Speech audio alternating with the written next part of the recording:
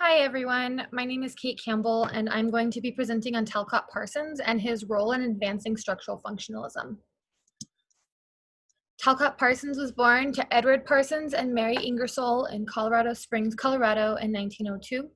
He attended Amherst College in Amherst, Massachusetts for his undergrad, where he studied philosophy and economics. A fun fact is that he was originally going to study biomedical science at Amherst. Following his undergrad, he traveled to Europe where he studied at the London School of Economics. It was here that he was introduced to sociology, which he began to study in depth during an exchange program at Heidelberg where Max Weber taught preceding his death. Parsons' introduction to sociology while at Heidelberg was important because he closely followed Weber's teachings and later translated a portion of Max Weber's book Economy and Society to English, essentially introducing Weber's theories to English-speaking academia. He published the first of his influential works, The Structure of Social Action, in 1937, and later The Social System in 1951. The publication of The Structure of Social Action secured him tenure at Harvard, where he had been teaching, and he later went on to be the chair of Harvard's sociology department. Parsons remained at Harvard until he retired in 1973. Another interesting fact is that Talcott Parsons was the 39th president of the American Sociological Association. In Parsons' first major work, The Structure of Social Action, he critiqued the works of four classical theorists depicted here: Alfred Marshall, Vilfredo Pareto, Emile Durkheim, and Max Weber. He dissected their theories in order to derive a common theme in their work: social order and common value system.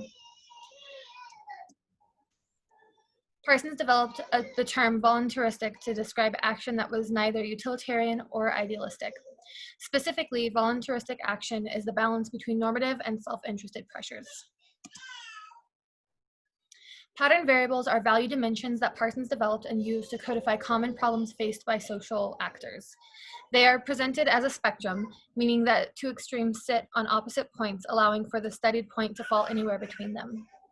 The first pattern variable is gratification and discipline, and it is used to understand the actor's emotional investment.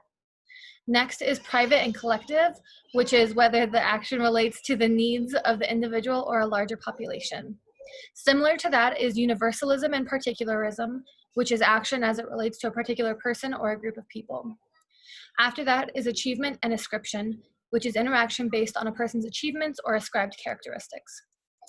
Last is specificity and diffuseness, which is the breadth of possible roles for an actor to take.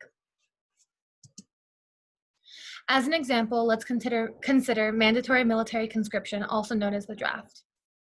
It has deep roots in American history and remains relevant in discussion today. How would you apply Parsons' pattern variables to the characters shown in this political cartoon? Thank you for your time watching my presentation.